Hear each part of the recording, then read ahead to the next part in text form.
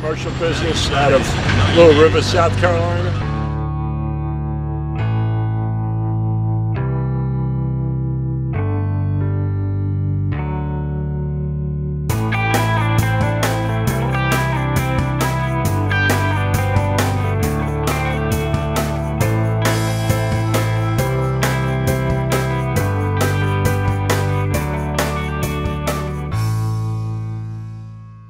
Comes from a fishing family. He sent me pictures recently of him as an 11-year-old kid on a skiff throwing, catching lobsters with his family, with his dad, and he owns a boat building business in Rhode Island, and he understands fishing, and he understands business, and we're hoping that he really can take on what is really a national issue, and he will be our next senator in the state of Rhode Island, Barry Hinckley.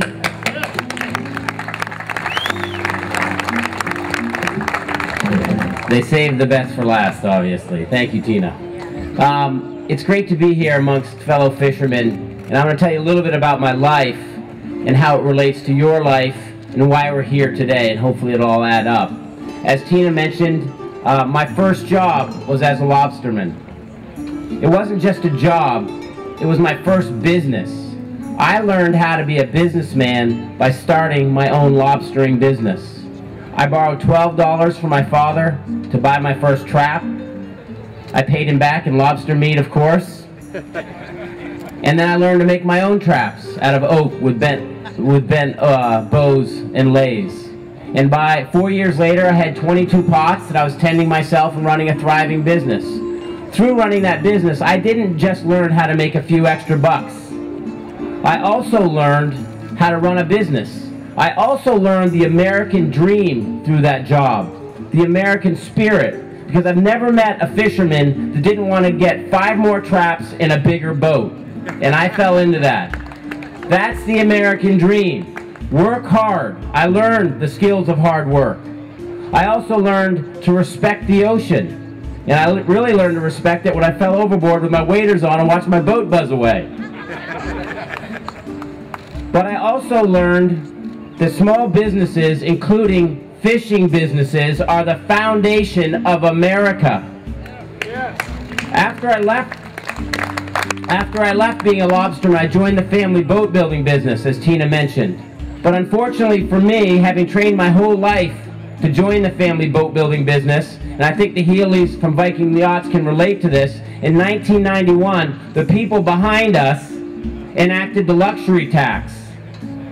That luxury tax put about 35,000 marine industry boat builders out of work. I had already watched my whole life, my father and grandfather, 70 years worth of boat building families working with us to build these boats. I'd already watched the government constantly attack us, whether it was OSHA, whether it was the EPA, whether it was the Department of Labor, whether it was the IRS.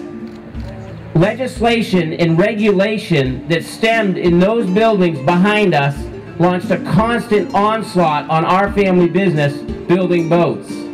It was no different than other family businesses and other manufacturing businesses in Rhode Island. The problem is over-regulation. The problem is too much government. You are here today for the same reason that the Healy family and Viking Yachts and my family was here 15 years ago, to beg these politicians to fix what they broke in the first place. We are here talking about an incremental change on a big piece of legislation. We need massive change on the entire government. It's too big, there's too many regulators getting paid too much money to boss hard-working Americans around, and it's too much. We have had enough.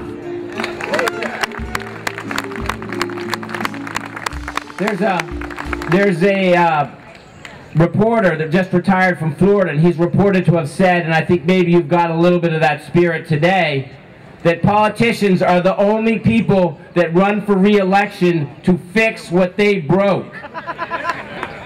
We've heard a lot of that today. And I want you to remember the fresh faces you saw up on this stand, like Scott Brown and Alan West, to name a few. people that are here to make a big difference in the future of not only the fishing industry, but the industry that those young men are going to inherit someday. Because the people that have driven this country into trillions of dollars in debt and have run the fishing industry, as we just heard from the scientists, into the ground, those people are incapable of fixing an industry that they broke in the first place. Thank you very much for hearing me today. Support new faces in Washington, D.C. so we can turn the fishing industry back over to fishermen. Let the fishermen fish, let the boat builders build, and let freedom reign. Thank you very much.